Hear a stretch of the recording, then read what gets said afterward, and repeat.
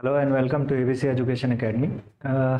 परीक्षा उपयोगी कुछ महत्वपूर्ण टॉपिक हम आप लोगों के सामने लगातार लेकर आ रहे हैं। इसी क्रम में उत्तराखंड में संचालित योजनाएं जो अभी भी लागू हैं और साथ ही साथ उत्तराखंड बजट 2023-24 में जिन योजनाओं के बारे में जिक्र किया गया है, तो वो सभी योजनाएं आज हम आपके सामने लेकर आए हैं। और ये चैप्टर इम्पॉर्टेंट होने वाला है आने वाले एग्ज़ाम्स के लिए, जैसे वीडियो का एग्ज़ाम हो गया, आरओ एआरओ का एग्ज़ाम हो गया। तो इन सभी एग्ज़ामों के लिए यह वीडियो बहुत महत्वपूर्ण होने वाला है। ठीक है, तो आप इसको एक बार गौर से देखिएगा और जो भी आप लोगों ने नोट्स बनाए हैं उन्हें थोड़ा टैली कर लीजिएगा। साथ ही साथ यहाँ पर जैसे दिखा है एक बार पढ़कर जरूर जाए, है ना। तो क्विक रिविजन के तौर पर इस वीडियो को एक बार ज़रूर देख लीजिए। चलिए तो स्टार्ट करते हैं। सबसे पहली योजना, इससे पहले उत्तराखंड की कुछ प्रमुख योजनाएं जिनका जिक्र बजट 2023-24 में किया गया है, तो उन योजनाओं को पहले हम यहाँ पर देखेंगे, क्योंकि हो सकता है उत्तराखंड बजट से रिलेटेड क्वेश्चन आपके पास पूछ लिया जाए कि इस योजना के लिए कितने बजट का प्रावधान किया गया था। तो ये सारी चीजें आपको थोड़ा सा पता होनी चाहिए। चलिए देखते हैं पहले मुख्यमंत्री वात्सल्य योजना। तो इस योजना का शुभारंभ 2 अगस्त 2021 को किया गया था और इस योजना के तहत जिन भी बच्चों के माता पिता की जो डेथ है वो कोरोना संक्रमण के कारण हुई थी, तो उन्हें 3,000 रुपए प्रति माह की आर्थिक सहायता जो कि भरण पोषण भत्ते के रूप में प्रदान की जाएगी। और यह आर्थिक सहायता बच्चों को 21 वर्ष की आयु तक प्रदान की जाएगी। ठीक है, और बजट 2023-24 में इस योजना के लिए जो प्रावधान किया गया वो 23 करोड़ रुपए का है। साथ ही साथ आपको एक फैक्ट पता होना चाहिए कि उत्तराखंड में अनाथ बच्चों के लिए क्षैतिज आरक्षण का प्रावधान है जो कितना है, 5% है। ठीक है, तो इस तरीके से क्विक रिवीजन के तौर पर हमें ये सारी योजनाएं यहाँ पर देखनी है। चलिए आगे देखते हैं। मुख्यमंत्री स्वरोजगार योजना बहुत इंपॉर्टेंट योजना है। इस योजना की शुरुआत 28 मई 2020 को की गई और बजट 2023-24 में इसके लिए 40 करोड़ रुपए का प्रावधान यहाँ पर किया गया है। योजना का उद्देश्य क्या है? जैसा कि आपको पता है कि नई सेवाएं कोई चालू करनी है, व्यवसाय सूक्ष्म उद्योग की स्थापना करनी है, ग्रामीण और शहरी क्षेत्रों में रोजगार के अवसरों का सृजन करना है। साथ ही साथ कोविड-19 के कारण उत्तराखंड राज्य में वापस आए जो कुशल और अकुशल दस्तकार, हस्तशिल्प या शिक्षित शहरी ग्रामीण बेरोजगार हैं, उन्हें आवासीय स्थल के पास ही अवसर सुलभ कराने हैं। ठीक है, और साथ ही पर्वतीय व ग्रामीण क्षेत्रों से नौकरी की खोज में होने वाले पलायन को भी यहाँ पर रोकना है। कभी कभी क्वेश्चन स्टेटमेंट के रूप में पूछ लिए जाते हैं कि निम्न में से पलायन को रोकने के लिए कौन कौन सी योजनाएं राज्य सरकार के द्वारा चलाई जा रही हैं। ठीक है, तो ये आपके ऑप्शन में आ सकता है। चलिए अब देखते हैं, महत्वपूर्ण बिंदु है कुछ। विनिर्माण क्षेत्र के लिए परियोजना की अधिकतम लागत रुपए 25 लाख होगी, जबकि सेवा व व्यवसाय क्षेत्र के लिए अधिकतम लागत जो होगी वो 10 लाख रुपए होगी। तो ऐसे क्वेश्चन भी आपके पास पूछे जा सकते हैं। आगे देखते हैं, योजना थोड़ा हमें अच्छे से देखनी पड़ेगी। अनुदान राशि की अगर बात करें तो श्रेणी ए जो कि पर्वतीय है, श्रेणी बी भी पर्वतीय है, आपको ध्यान रखना है। श्रेणी ए के लिए 25% या फिर अधिकतम 6.25 लाख रुपए का, और जो कि विनिर्माण गतिविधियों के लिए है। सेवा और वाणिज्य गतिविधियों के लिए 25% और अधिकतम 2.5 लाख रुपए तक का अनुदान। श्रेणी बी के लिए 20% और अधिकतम 5 लाख रुपए तक का, और सेवा और वाणिज्य क्षेत्र के लिए 20% और अधिकतम 2 लाख रुपए का। श्रेणी बी प्लस के लिए भी सेम प्रोविजन यहाँ पर है।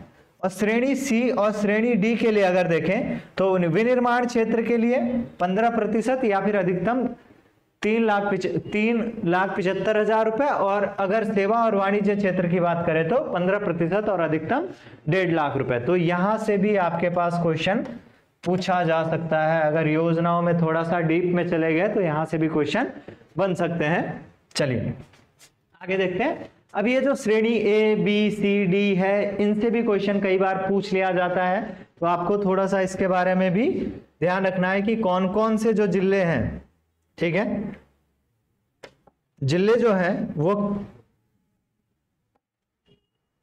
हाँ यहां पर अच्छे से दिख जाएगा। तो कौन कौन से जिले हैं जो श्रेणी ए बी सी और डी के उसमें आते हैं। तो श्रेणी ए में अगर हम बात करें तो श्रेणी ए में पिथौरागढ़, उत्तरकाशी, चमोली, चंपावत, रुद्रप्रयाग और बागेश्वर का संपूर्ण क्षेत्र आता है, जबकि श्रेणी बी में जिला अल्मोड़ा का संपूर्ण क्षेत्र, पौड़ी, गढ़वाल, टिहरी, गढ़वाल के सभी पहाड़िया विकास खंड। और ये आपको थोड़ा सा देख लेना है ना, श्रेणी बी प्लस अंतर्गत छोड़कर, ठीक है, ये सारा चीजें आपको देखनी है। ये इंपॉर्टेंट होने वाला है क्योंकि यहाँ पर पर्वतीय जिलों को और कितने जिले, 1 2 3 4 5 और 6 जिलों के बारे में यहाँ पर बात की गई है, संपूर्ण के बारे में जहां पर भी है, तो वो बहुत इंपॉर्टेंट है। जैसे अगर हम बात करें यहाँ पर श्रेणी डी की, तो जिला हरिद्वार और उधम सिंह नगर का संपूर्ण क्षेत्र, तो ये भी आपको ध्यान रखना है कि जो भी क्या है मैदानी जिले हैं वो किस श्रेणी के अंतर्गत आते हैं। तो एक बार आप इस सारणी को देखकर चले जाइएगा, ठीक है, क्या पता क्वेश्चन बन जाए। चलिए आगे देखते हैं। अब इसी में ही अन्य स्वरोजगार संबंधी योजनाएं जो राज्य सरकार के द्वारा चलाई जा रही है, तो सबसे पहले यहाँ पर अगर देखें तो मुख्यमंत्री सौर स्वरोजगार योजना, ठीक है, इसका प्रारंभ 8 अक्टूबर 2022 को किया गया था। योजना के उद्देश्य आपको पता है कि सौर ऊर्जा से संचालित जितने भी क्या है आप सौर पैनल हो गया या फिर रूफ टॉप या इन सारी चीजों को बढ़ावा देना है, तो इसलिए ये योजना मुख्यतः चलाई गई। मुख्यतः सोलर पावर प्लांट को लगाने के लिए इस योजना का प्रावधान यहाँ पर किया गया था, जिससे स्वरोजगार के अवसर क्या हो सके, उपलब्ध हो सके राज्य में, ठीक है। चलिए, तो इतना डिटेल में आप इसे एक बार स्क्रीनशॉट ले लीजिएगा और एक बार इसके उद्देश्य पढ़ लीजिएगा। कुछ बिंदु अगर है यहाँ पर महत्वपूर्ण बिंदु जहां से क्वेश्चन बन सकते हैं। इस योजना के अंतर्गत 25 किलोवाट क्षमता के ही सोलर पावर प्लांट अनुमन्य किए जाएंगे, यानी मैक्सिमम जो कैपेसिटी होगी वो 25 किलोवाट की क्षमता तक के ही होंगे, ठीक है। नेक्स्ट, इस योजना का क्रियान्वयन उत्तराखंड अक्षय ऊर्जा विकास अभिकरण उरेडा के द्वारा किया जाएगा, ये भी आप लोगों से पूछा जा सकता है। और यूपीसीएल एवं राज्य सहकारी बैंक द्वारा सहयोगी संस्था के रूप में कार्य किया जाएगा। स्टेटमेंट क्या बन सकता है, मुख्यमंत्री सौर स्वरोजगार योजना से संबंधित संस्थाएं हैं, तो कौन कौन सी संस्थाएं हैं, एक तो उरेडा हो गया, दूसरा यूपीसीएल और तीसरा राज्य सहकारी बैंक भी है, जिसे आप लोग छोड़ देते हो। को इस प्रकार के क्वेश्चन बनने के चांसेस बहुत हैं भाई। चलिए देखते हैं अगला। 25 किलोवाट क्षमता की सोलर पावर प्लांट की स्थापना हेतु 1.5 से 2 नाली तक की भूमि ही आवश्यक होगी, और ये थोड़ा सा देखना है प्रावधान कि कितने इस योजना के अंतर्गत यूपीसीएल द्वारा स्थापित 63 किलोवाट एम्पियर एवं इससे अधिक क्षमता के स्थापित ट्रांसफार्मर से 300 मीटर एरियल डिस्टेंस की दूरी पर, जो कि पर्वतीय क्षेत्रों में होगी और मैदानी क्षेत्रों में 100 मीटर की होनी चाहिए, ठीक है। तो ये फैक्ट आपको थोड़ा ध्यान होना चाहिए। आगे देखते हैं। अगली योजना है आपके पास मुख्यमंत्री स्वरोजगार योजना नैनो। इसका जो शुभारंभ किया गया वो 26 अक्टूबर 2021 को किया गया। उद्देश्य यहाँ पर दिए गए हैं कि छोटे व्यवसायियों को किस तरीके से सरकार सहायता प्रदान करेगी, उन छोटे व्यवसायियों के लिए यह योजना लागू की गई है, यह इसका उद्देश्य है। मुद्रा ऋण योजना शिशु का अधिकतम लाभ लेने हेतु प्रोत्साहित करना लोगों को, ठीक है। तो आगे देखते हैं इसके और क्या प्रावधान है, ये हमारे लिए इंपॉर्टेंट हो सकता है। श्रेणी ए, श्रेणी बी प्लस श्रेणी सी और श्रेणी डी, ये जो पांचों श्रेणियां हैं भाई, ये आपके एमएसएमई एक्ट 2015 के तहत यहाँ पर दी गई हैं, आपको ध्यान रखना है। चलिए, तो श्रेणी ए की बात करें तो 35% और अधिकतम 17,500 रुपए की अनुदान राशि, यहाँ पर अनुदान की जो अधिकतम सीमा है वो यहाँ पर इतनी दी गई है। और अनुसूचित जातियों के लिए अगर देखा जाए तो 40% और अधिकतम 20,000। श्रेणी बी पर्वतीय की बात करें और श्रेणी बी प्लस की बात करें तो 30% और अधिकतम 15,000 रुपए सामान्य श्रेणियों के अभ्यर्थियों के लिए। और अगर यहाँ पर बात करें तो अनुसूचित जाति, जनजाति, अन्य पिछड़ा वर्ग, भूतपूर्व सैनिक और ये जितने भी कैटेगरी हैं 35% और अधिकतम 17,500। श्रेणी सी और श्रेणी डी की बात करें तो 25% अधिकतम और 12,500 रुपए, और अनुसूचित जाति की बात करें तो 30%। तो ये टेबल आपको थोड़ा सा यहाँ पर देख के चले जाना है, रिवीजन क्लास है तो थोड़ा जल्दी देखेंगे, ठीक है। अगली योजना, एक बार एग्जाम में क्वेश्चन पूछा भी जा चुका है, वीर चंद्र सिंह गढ़वाली पर्यटन स्वरोजगार योजना। 1 जून 2002 को यह योजना क्या हो गई थी, प्रारंभ की गई थी। उद्देश्य अगर हम देखें इसका तो आपको पता है पर्यटन राज्य है हमारा, ठीक है, यहाँ पर पर्यटन की अपार संभावना है। तो पर्यटन से संबंधित, ठीक है, जो भी एक्टिविटीज है उनके लिए इस योजना के तहत ऋण मुहैया करवाया जाता है। चलिए आगे देखते हैं। तो इस योजना के तहत कुछ सब्सिडी या अनुदान भी दिए जाते हैं। गैर वाहन मद और वाहन मद के लिए अगर देखें तो गैर वाहन मद के लिए अगर देखें तो पर्वतीय क्षेत्रों में, ये डेटा आपको याद रखना है, पर्वतीय क्षेत्रों में 33% या फिर अधिकतम 33 लाख, और मैदानी क्षेत्रों में 25% और अधिकतम 25 लाख। वाहन मद की बात करें तो वाहन मद में जैसे साधारण बस, टैक्सी, मैक्सी आदि सम्मिलित है। इस हेतु पर्वतीय एवं मैदानी क्षेत्रों में 25% और अधिकतम 10 लाख रुपए दिए जाने का प्राविधान किया जाता है। ध्यान रखना है भाई, 33% 33 लाख, 25% 25 लाख, और वाहन मदों के लिए 25% 10 लाख। ये डेटा इंपॉर्टेंट है। चलिए अब आगे थोड़ा सा देखें। परंतु पुश बैक 30 एवं 40 सीटर 2x2 बस, इलेक्ट्रिक बस एवं push back 26 28 seater 42 seater 2x2 के लिए कुछ अलग से प्रावधान है। बस या वातानुकूलित बस हेतु 50% किंतु अधिकतम 20 लाख की राजकीय सहायता दी जाएगी। और यह व्यवस्था केवल बस, इलेक्ट्रिक बस जो कि निर्धारित मापदंड पूरा करते हैं पर अनुमन्य ही होगी, तथा बस इलेक्ट्रिक बसों की संख्या किसी भी वित्तीय वर्ष में अधिकतम 50% ही होगी। सॉरी, संख्या दी गई है तो ये 50 होगी, है ना। बसों की अधिकतम संख्या जो राज्य सरकार के द्वारा जिन पर अनुदान या सब्सिडी दी जाएगी वो 50 ही होगी। और ये जो भी डेटा है ये गवर्नमेंट वेबसाइट से यहाँ पर लिया गया है, सारा ऑथेंटिक डेटा है। आगे देखते हैं। नेक्स्ट है आपका दीनदयाल उपाध्याय गृह आवास विकास योजना, या जिसे हम होम स्टे योजना के नाम से भी जानते हैं। इस योजना का शुभारंभ 20 अप्रैल 2018 को किया गया था। उद्देश्य क्या है? पलायन को रोकना, रोजगार प्रदान करना, स्थानीय संस्कृति व उत्पादों से परिचित कराने के उद्देश्य से, ठीक है। कार्य योजना के कुछ पॉइंट यहाँ पर दिए गए हैं, जैसे होम स्टे स्थापित घर का नवीनीकरण करने के लिए पात्र आवेदकों को बैंक से ऋण दिए जाने की दशा में राजकीय सहायता यानी सब्सिडी प्रदान की जाएगी। होम स्टे से प्राप्त आय पर प्रथम 3 वर्षों तक SGST की धनराशि की भरपाई विभाग द्वारा की जाएगी। 30 लाख रुपए की सीमा तक व्यावसायिक ऋण की स्वीकृति के सापेक्ष में बंधन विलेख या देय प्रभार्य शुल्क की प्रतिपूर्ति की जाएगी।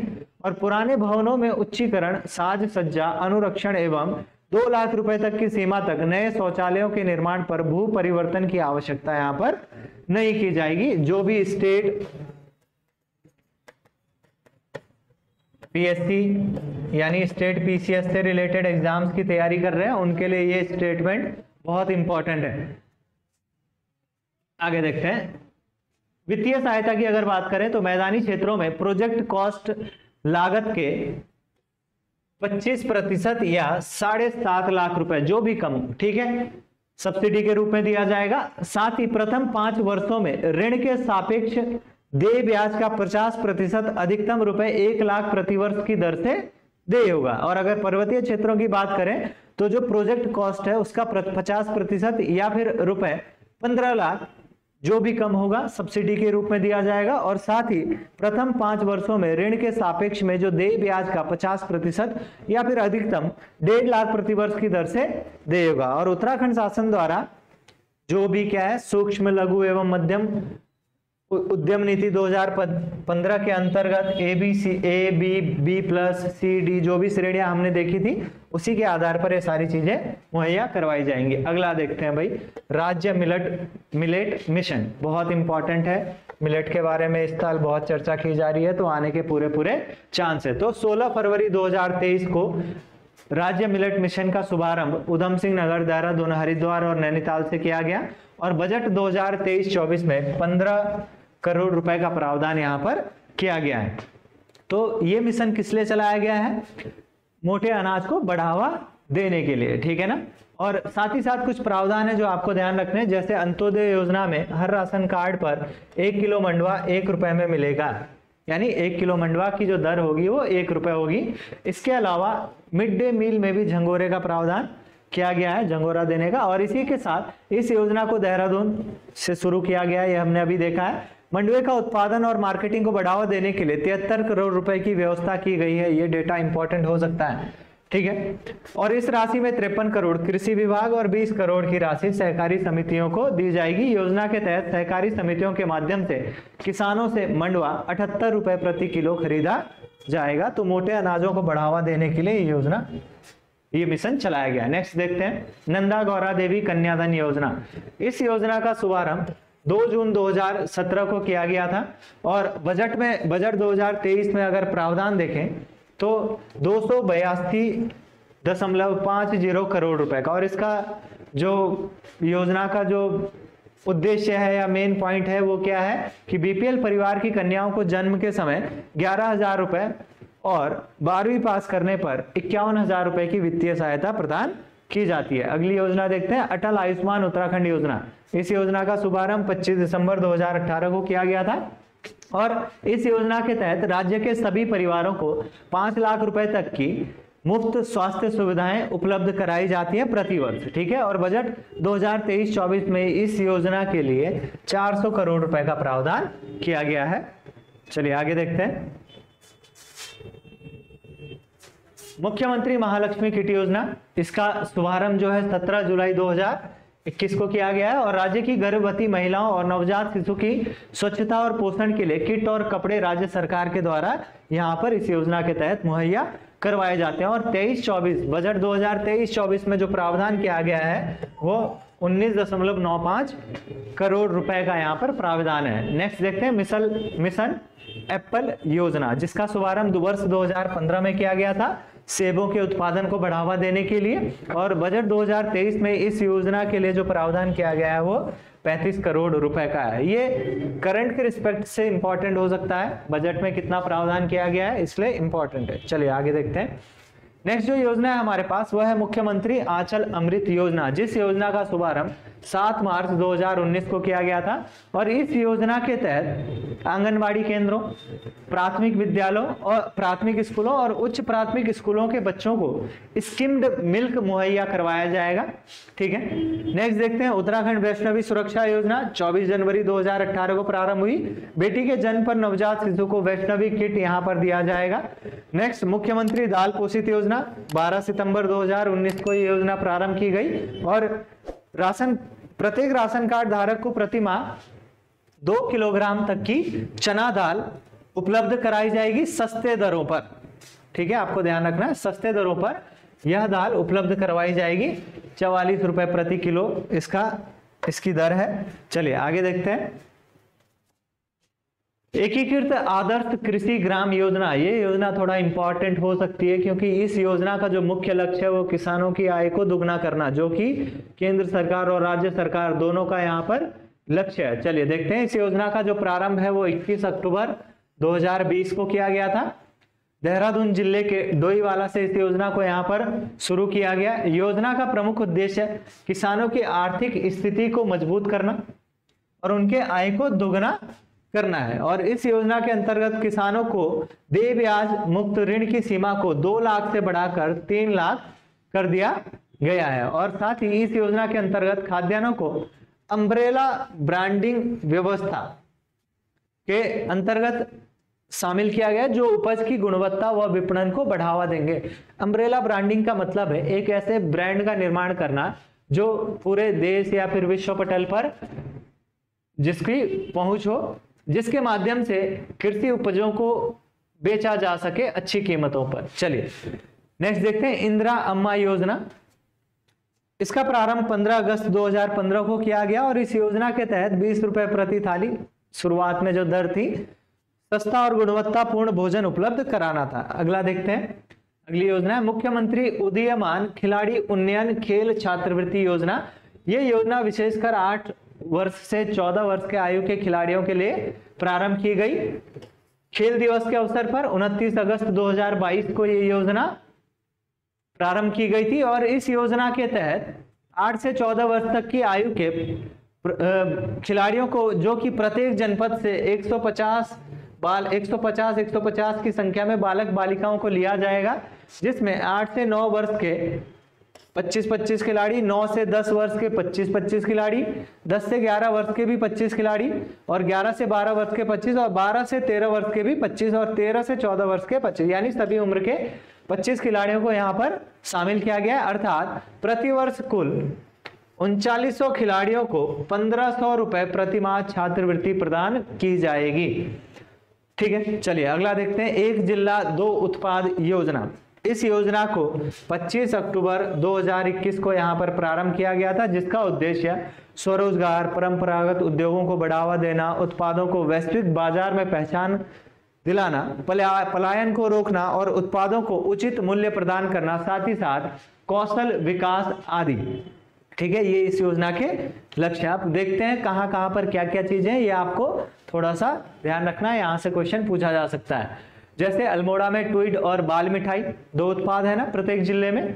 आगे देखते हैं चमोली में हथकरघा एवं हस्तशिल्प और एरोमेटिक हर्बल, जबकि बागेश्वर में तांबे के उत्पाद और मंडुआ बिस्किट। ऐसे अगर बात करें देहरादून की, तो देहरादून में बेकरी उत्पाद और मशरूम। हरिद्वार की बात करें तो गुड़ और शहद।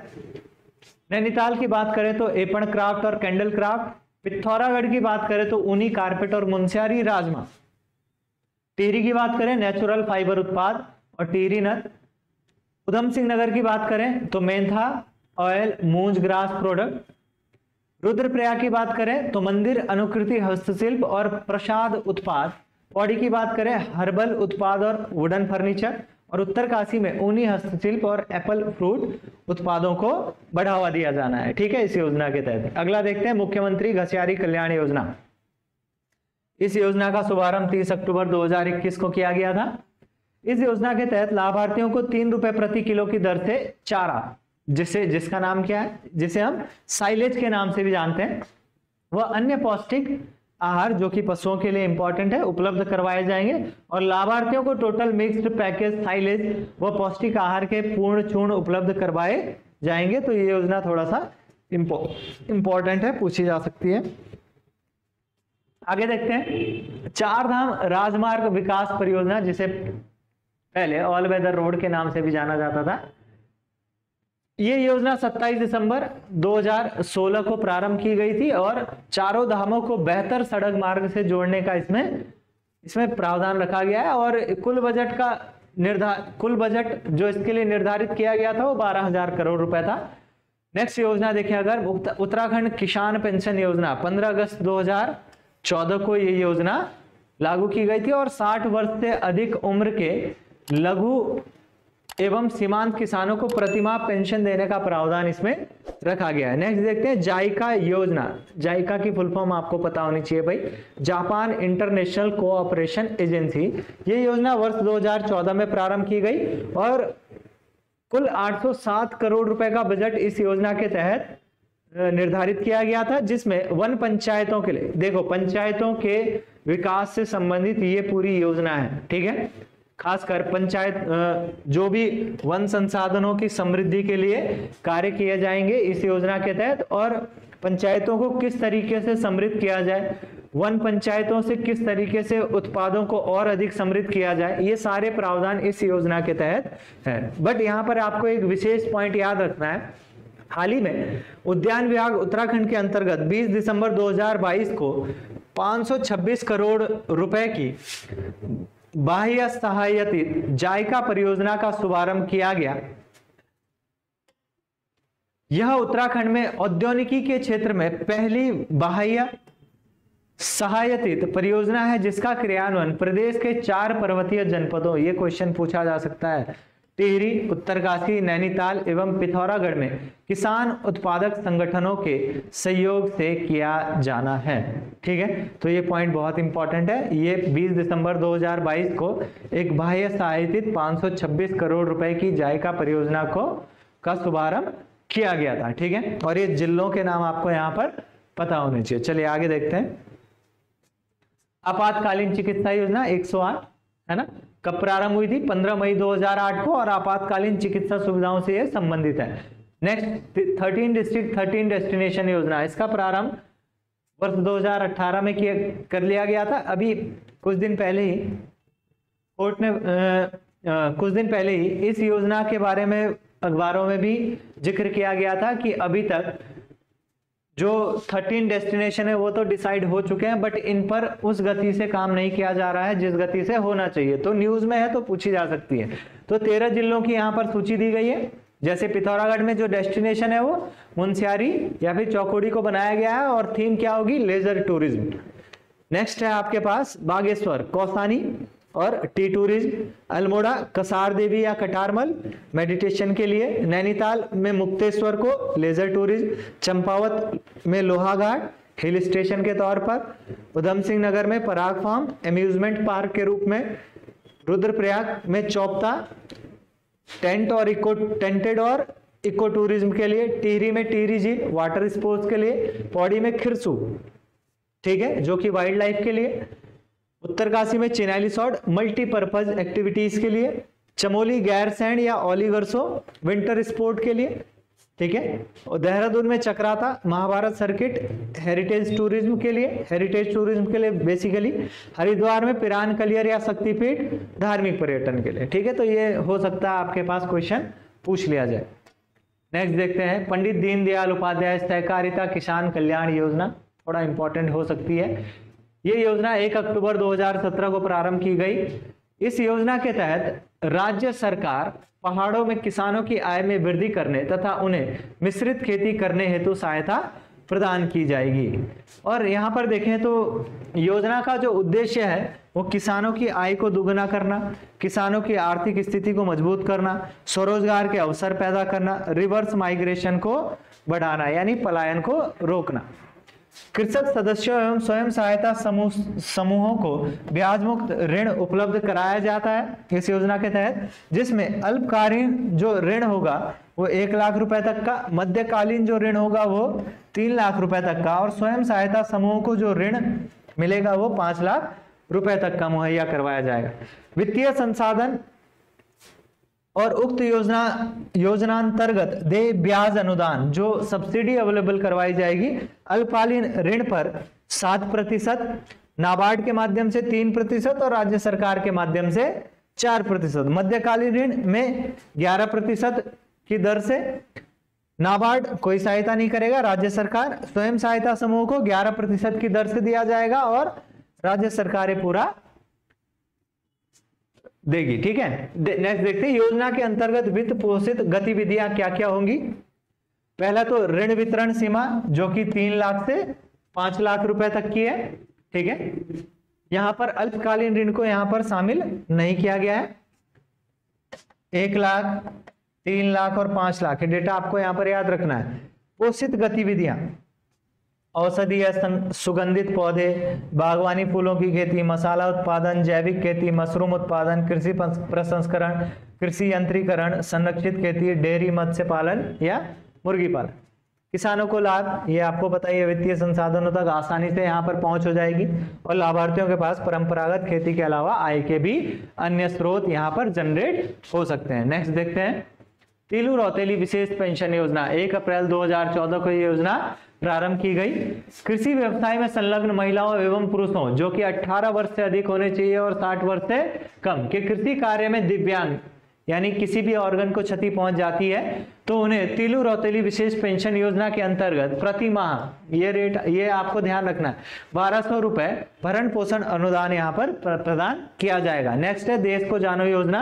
15 अगस्त 2019 को ये योजना प्रारंभ की गई थी। इस योजना के तहत उत्तराखंड सरकार उत्तराखंड बोर्ड से परीक्षा देकर कक्षा 10 की परीक्षा में टॉप करने वाले 25 छात्रों को भारत भ्रमण यहाँ पर करवाएगी। नेक्स्ट है उत्तराखंड उदयमान छात्र योजना जिसका प्रारंभ 27 जुलाई 2021 को यहाँ पर किया गया था और इस योजना के तहत संघ और राज्य लोक सेवा आयोग द्वारा आयोजित प्रतियोगिता प्रारंभिक परीक्षा को पास करने वाले 100 अभ्यर्थियों जो कि बीपीएल होने चाहिए है ना, जिनकी आय कम हो, 50,000 रुपए की यहाँ पर सहायता राशि प्रदान किए जाने का प्रावधान किया गया है। तो क्विक रिवीजन के तौर पर आप इस वीडियो को यहाँ पर जरूर देखकर जाइएगा। अगर योजनाओं से संबंधित कोई प्रश्न पूछा जाता है तो मुझे उम्मीद है कि यहाँ से आपका वो क्वेश्चन बन जाएगा, ठीक है। साथ ही आगामी परीक्षाओं के लिए कुछ महत्वपूर्ण कंटेंट हमने पहले भी यहाँ पर आप लोगों को मुहैया करवाए हैं, तो एक बार उन्हें रिवीजन के तौर पर देखकर जरूर जाइएगा। साथ ही साथ चैनल को लाइक कीजिए, सब्सक्राइब कीजिए और शेयर कीजिए। बाकी इसी तरीके से अन्य महत्वपूर्ण परीक्षा उपयोगी जो भी क्लासेस होंगी हम आपके सामने निरंतर लेकर आते रहेंगे। तब तक के लिए धन्यवाद।